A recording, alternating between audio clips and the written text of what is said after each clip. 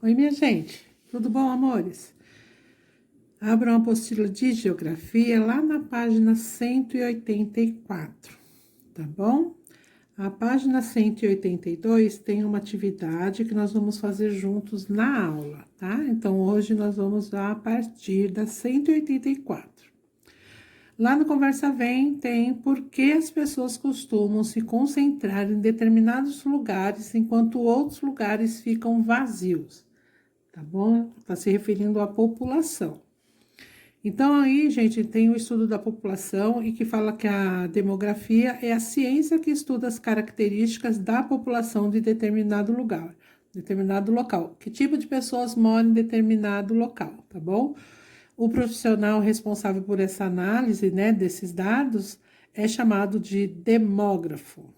A distribuição espacial da população. Sobre a distribuição da população brasileira, podemos afirmar que ela é desigual, isso é, existem áreas onde vivem muitas pessoas e outras onde vivem poucas. O município de São Paulo é a área que representa a maior população total em 2019.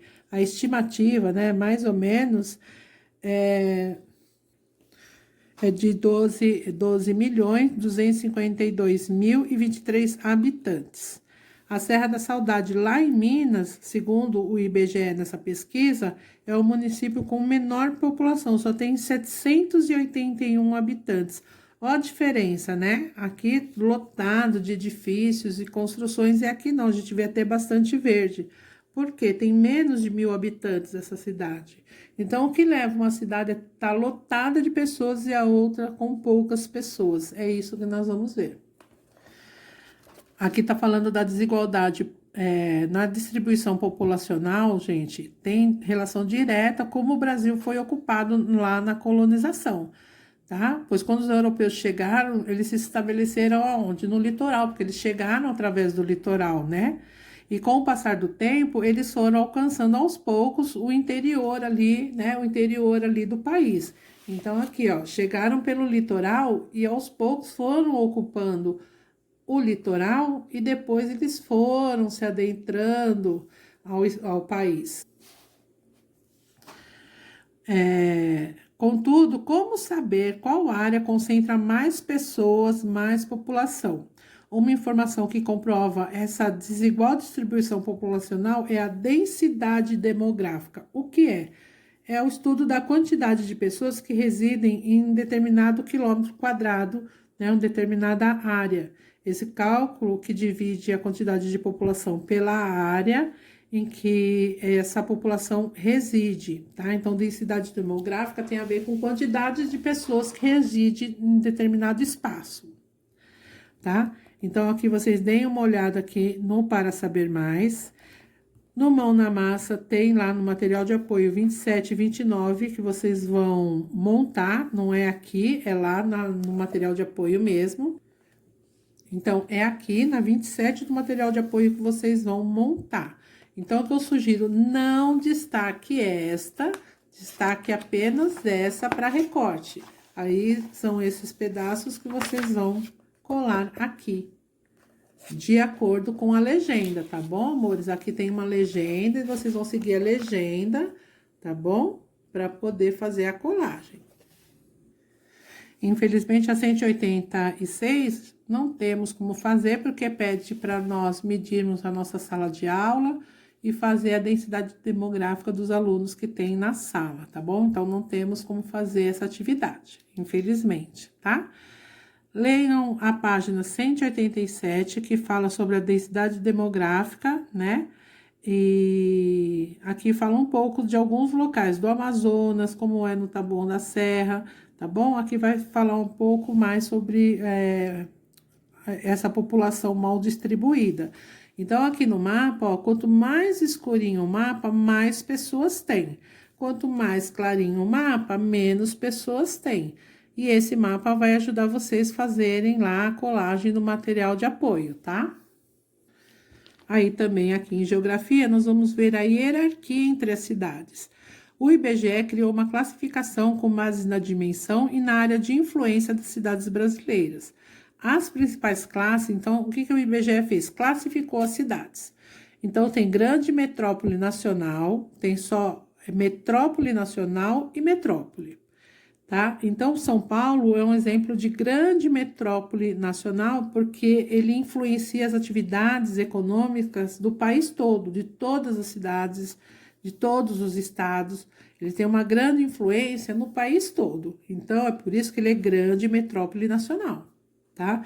Já o Rio de Janeiro é considerado metrópole nacional, tá? Rio de Janeiro e Brasília, porque eles representam, eles influenciam demais cidades brasileiras, né? Ali no entorno, mas não é o Brasil todo, por isso que ele é metrópole nacional. E tem as metrópoles, que aqui eles dão exemplos de Manaus, Belém, Fortaleza e por aí vai, tá bom? Porque eles influenciam só ali, eles influenciam só ali onde eles estão localizados, tá? Eles não têm essa grande abrangência, nem média abrangência como é a metrópole nacional. Eles são considerados metrópole. Na 189, fala do fluxo de pessoas em determinado espaço. A migração refere-se ao fluxo de pessoas de um lugar para o outro. Esse movimento populacional influencia o crescimento das cidades e a distribuição espacial da população, né? São Paulo é bem populosa, porque muitas pessoas vêm de outros estados, vêm até de outros países para São Paulo em busca de boas oportunidades ou melhores oportunidades. Quando uma pessoa sai do lugar dela de origem, ela é chamada de emigrante. Quando ela chega para o lugar que ela foi, ela é imigrante, tá bom? Esse deslocamento pode ser interno aqui dentro do Brasil ou internacional, de pessoas que vêm de outros países para residir aqui. De olho no local, quem conhecer um imigrante, quiser fazer entrevista, faça, anote no caderno e nós vamos conversar na aula, tá? Eu não vou tornar obrigatório porque em quarentena, às vezes não temos acesso ali ao nosso vizinho, que é imigrante, né? Ou amigo da família, ou avó, tá bom? Então, quem tiver acesso faz, quem não tiver não tem problema nenhum também. E depois, quem tiver interesse, ó, tem um joguinho da memória bem bacaninha lá no material de apoio para vocês se divertirem, tá? Se divertir e aprender, porque acaba memorizando. Chegamos na 190, onde fala dos movimentos populacionais. Um dos deslocamentos que contribuíram para o crescimento das cidades foi o êxodo rural. Nesse tipo de deslocamento, a população deixa de morar no campo e se transfere para a cidade. Então, esse movimento de pessoas que saem do campo para ir para a cidade é chamado de êxodo rural. Então, tem aqui desde 1940 uma linha do tempo que mostra até 2010 como foi aumentando esse êxodo rural, essa movimentação de pessoas que saem lá da área rural, né, em busca das cidades para uma oportunidade melhor de emprego, uma oportunidade melhor de moradia, de estudo. Dei uma lida aqui sobre o fato do Brasil apresentar o maior volume populacional das cidades, tá bom? E façam o mão na massa, tá bom? Vocês vão fazer lá, dizer qual é o nome da ciência a qual o texto que tem na mão na massa se refere, né? Vai na 2 marcar lá verdadeiro ou falso e na 3 optar com relação à hierarquia urbana e migrações, circular as alternativas corretas, tá no plural porque tem 2 alternativas corretas lá. E a fichinha que vocês vão fazer é a 103 e 104. Tá bom? Tá bem fácil de fazer, relativo aos textos que vocês têm aí na apostila. Qualquer coisa, qualquer dúvida, me procure no horário do Tira Dúvida, ou eu posso auxiliá-los na hora da aula, tá bom? Beijinhos, tchau!